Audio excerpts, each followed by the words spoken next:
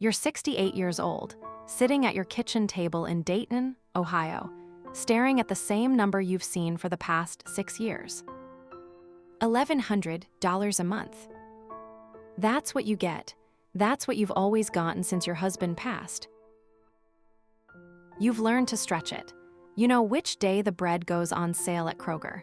You know that if you turn the heat down to 62 at night, you save $14 a month. You've become an expert at surviving. But here's what nobody told you. Here's what the Social Security office never mentioned when you filed your paperwork through tears 6 years ago. You've been leaving money on the table, a lot of money.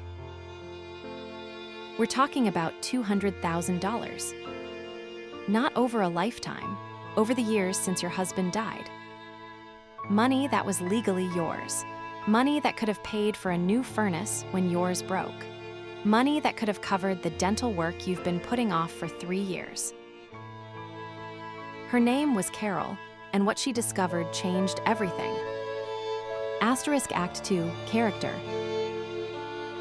Carol Mitchell was 68 years old, living in a 3-bedroom ranch house in Dayton, Ohio, that she and her husband Richard bought in 1987 for $42,000. Richard worked at the GM plant for 31 years. Good job, good benefits, good pension.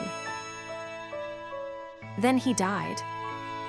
Heart attack, 59 years old, 2 months before his retirement party. Carol remembers sitting in that Social Security office, numb, answering questions she barely understood. They asked me what benefits I wanted to claim. I didn't know there were options. I just said, give me whatever I'm supposed to get. They gave her $1,100 a month, her own benefit based on her 15 years working as a medical receptionist. Nobody mentioned Richard's benefit. Nobody explained the widow switch. So Carol stretched. She canceled the cable. She stopped going to the hair salon. She learned to cut her own hair with YouTube tutorials and a hand mirror. She ate dinner at 4:30 because the early bird special at Bob Evans saved her $6. Then one Sunday after church, she ran into Linda Kowalski. Linda was 70, same church, same neighborhood, same story, husband died young, left her alone. But something was different. Linda had new windows. Linda took a trip to see her grandchildren in Oregon last summer. Linda didn't look tired all the time. I asked her how she did it, same Social Security, same situation. How was she living so differently? Linda looked at her like she just said something heartbreaking. Asterisk Act 3, Turning Point. They met for coffee the next Tuesday. Linda brought a folder. Carol, what benefit are you collecting? Carol didn't understand the question. Your own or your husband's? Linda explained it simply. When Richard died, you had a choice.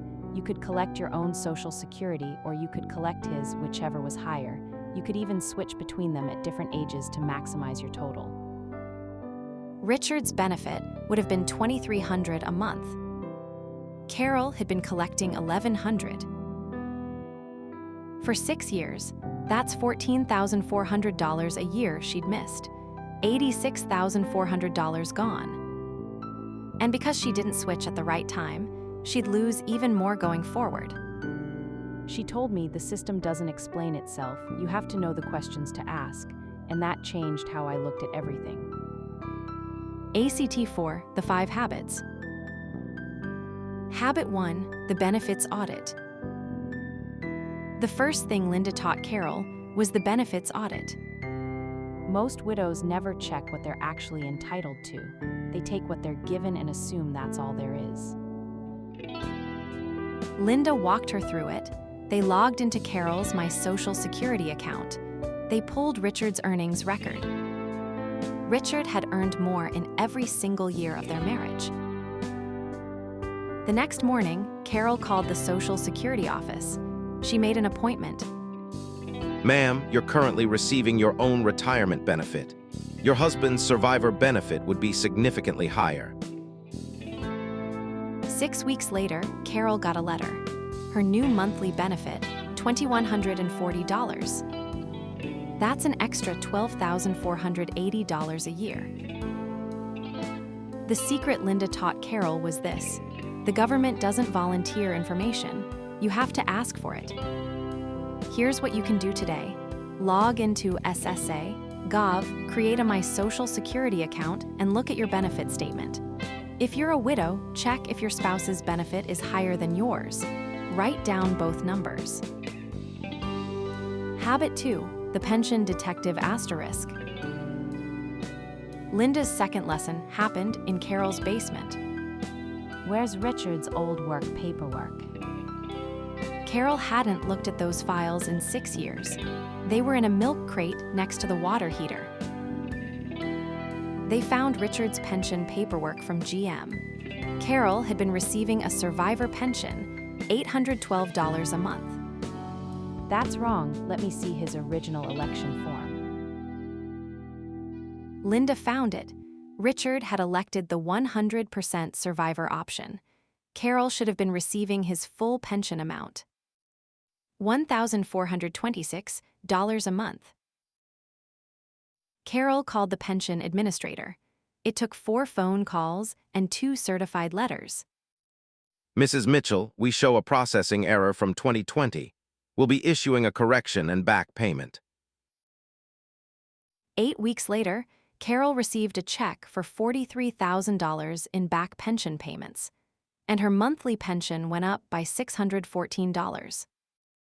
The secret Linda taught Carol was this: never assume the paperwork was processed correctly, especially paperwork filed during grief. Here's what you can do today. Find your spouse's pension documents. Call the administrator and ask them to verify your current benefit against the original election form. Get it in writing. Habit 3, the property tax freeze. Carol's property tax bill arrived in January, $2,418. She'd been paying it every year, scraping together the money by cutting somewhere else. Have you applied for the homestead exemption? Carol had never heard of it. Linda drove her to the Montgomery County Auditor's office. Ohio has a homestead exemption for seniors over 65. It reduces your property tax by up to $25,000 of your home's value.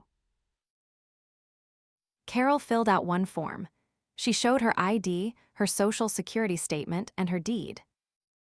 You qualify for the enhanced exemption, ma'am. Your new annual property tax will be $1,692. That's $726 a year she'd been overpaying. For the past 6 years, that's $4,356 she didn't have to lose.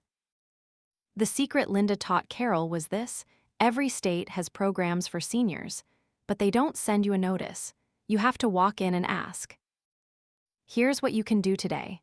Search your state senior property tax exemption and call your county auditor's office. Ask specifically what exemptions are available for people over 65. Habit 4, the prescription switch asterisk. Carol took 4 medications: blood pressure, cholesterol, thyroid, and a sleep aid. She spent $218 a month on prescriptions, even with Medicare Part D. Are you using GoodRx? Linda pulled out her phone and showed her. It's free, you just show them the coupon. Sometimes it's cheaper than your insurance copay. Carol went to CVS the next day. She showed them the GoodRx coupon for her blood pressure medication. That'll be $4.27.